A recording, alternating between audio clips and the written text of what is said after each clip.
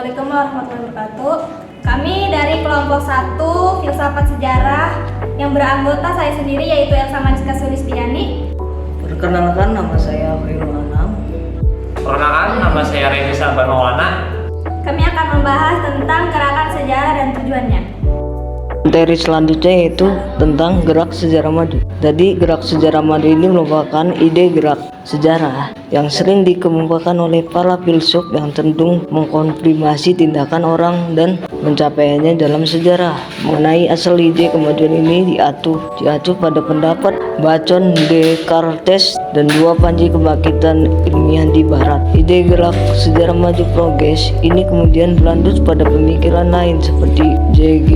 Hardel, dan pandangan gerakan maju sejarah juga muncul dalam pemikiran tokoh-tokoh lain di abad 19 seperti Auguste Comte yang merupakan tokoh aliran positif fisik yang memandang kemajuan manusia mengikuti 3 tahap pemikiran, yakni tahap teologis, tahap metafisik, dan tahap positif fisik. Pada tahap pertama dan kedua, manusia masih belum bisa menghindari pengaruh luar yang memenjarakannya. Pada tahap ketiga, mereka dapat menghilangkan dan melepaskan pengaruh tersebut dan bahkan dapat menaklukkan lingkungan alam mereka.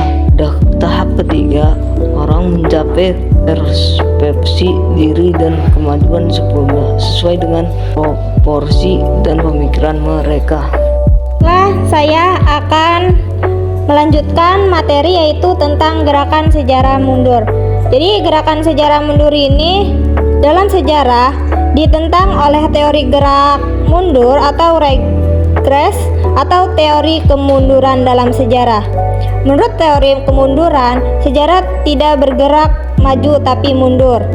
Meskipun dalam banyak hal secara fisik atau material orang mencapai prestasi yang luar biasa, namun secara kualitas mereka justru mengalami kegagalan dalam hidup.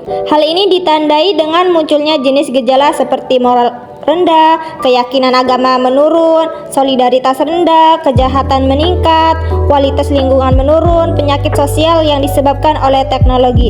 Dan selanjutnya itu ada gerakan sejarah daur kultural. Jadi gerakan sejarah kultural ini adalah salah satu teori para pangsas filsafat kontemplatif sejarah di mana konsepsi mereka tentang gerakan sejarah biasanya tidak lepas dari upaya yang menciptakan pola dan watak ritmenya. Teori ini menyatakan bahwa gerakan sejarah tidaklah selalu maju atau mundur, tetapi kadang-kadang di tengah gerakan maju itu ada proses kemunduran. Proses tersebut bersifat selang-seling, yakni di tengah kemajuan ada juga kemunduran. Posisi teori ini berdiri di antara teori gerakan maju dan teori gerakan mundur. Baiklah, selanjutnya gerak sejarah hukum Fato. Alam pikiran Yunani adalah dasar dari perkembangan alam pikiran Barat. Salah satu kopling penting adalah konsep manusia dan alam. Pada dasarnya alam semesta ini seperti kerajaan kecil, khususnya manusia, makrokosmosnya seperti mikrokosmos. Alam semesta menunjukkan bahwa alam diatur dan diatur oleh hukum alam. Selanjutnya, gerak sejarah menurut Santo Agustinus. Augustinus lahir di Tagaste, Aljazair, Afrika Utara, 13 November 354 M sebagai putra seorang ibu yang taat beragama yaitu Monica.